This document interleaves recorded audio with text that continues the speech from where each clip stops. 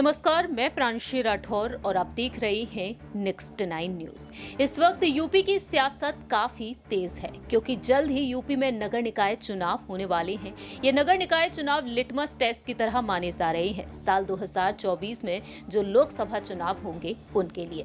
ऐसे में सभी विपक्षी दल एकजुटता का संदेश दे रहे हैं और भारतीय जनता पार्टी को मिलकर बड़ी चुनौती दे रहे हैं। लेकिन इसी बीच देखा जाए तो बीजेपी वाकई में एक बड़ी मुसीबत बन चुकी है विपक्षी दलों के लिए। इसी वजह से विपक्षी दलों को यहां पर महागठबंधन की तैयारी में जुटना पड़ा है।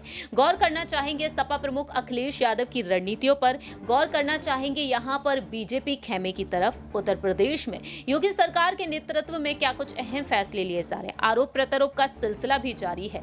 ऐसे में डिप्टी सीएम केशव प्रसाद मौर्य ने एक बार फिर से समाजवादी पार्टी पर हमला बोल दिया है। उन्होंने क्या कुछ कहा है ये आपको बताते हैं।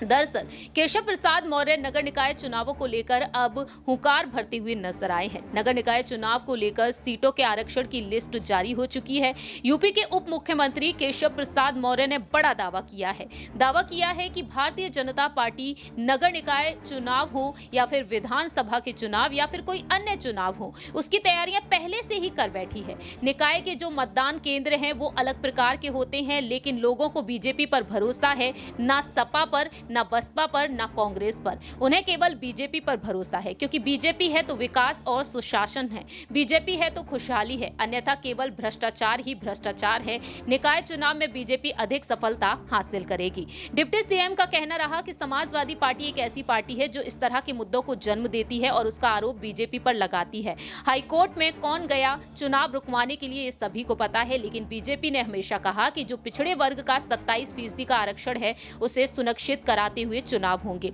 समाजवादी पार्टी के मुंह पर एक तमाचा है, उनकी साजिश नाकाम हो गई। 27% आरक्षण के साथ नगर निकाय चुनाव की प्रक्रिया आरंभ कर दी गई है। पार्टी के स्तर पर हमारी तैयारियां दुरुस्त और मजबूत हैं। ऐसे में देखा जाए तो यहां पर केशव प्रसाद मौर्य का साफ तौर पर कहना रहा कि समय के साथ साथ अब प्रत्याशी भी जल्द ही घोषित कर दिए जाएंगे, यानी कि समाजवादी पार्टी को वह चुनौती दे चुके हैं। देखना यह दिलचस्प होगा कि अखिलेश यादव इन नगर निकाय चुनाव में क्या कुछ कारनामा करते हुए नजर आएंगे। फिलहाल तो वह 8 विपक्षी दलों के साथ बैठक किए हैं, एकजुटता का संदेश दे रहे हैं और यहां पर कांग्रेस पार्टी के साथ सपा प्रमुख अखिलेश यादव दूरी बनाते हुए दिखाई दे रहे हैं। देखना होगा कि 2024 में और इन नगर निकाय चुनाव में आखिरकार जीत किस पार्टी की होती है। लेकिन आप यहां पर केशव प्रसाद मौर्य की बातों से कितना सहमत हैं ये आप कमेंट सेक्शन में बता सकते हैं।